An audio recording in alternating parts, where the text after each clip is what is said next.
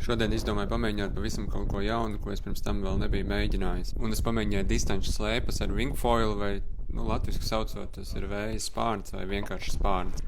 Sākumā domāju, ka ar distanču slēpēm vispār nesanāks, jo, distanču slēpes ir vieglas, tās viegli slīd, bet, šādos apstākļos viņas ir arī grūti savaldīt, jo noteikti nav domāt nekādiem lieliem nobraucieniem vai slalom tipa darbībām. Bet tā kā ezeram pa virsu vairāk bija sniegs nekā ledus, slēpēm bija kur ieķerties, un tā braukšana bija īstenībā diezgan patīkama. Protams, taisni braukt nav liela māka, bet tad, kad nāk pagriezieni, ir bišķiņ jāiestringst.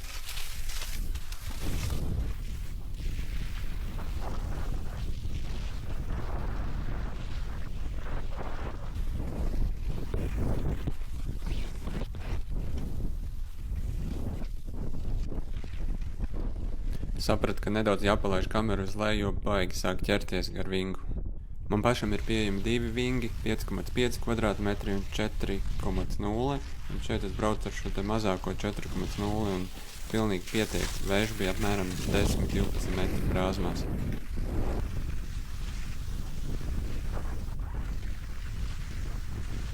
Es necentos izspiest maksimālo ātrumu, bet te, kur iet visātrāk, ir apmēram ar 38-40 km/h.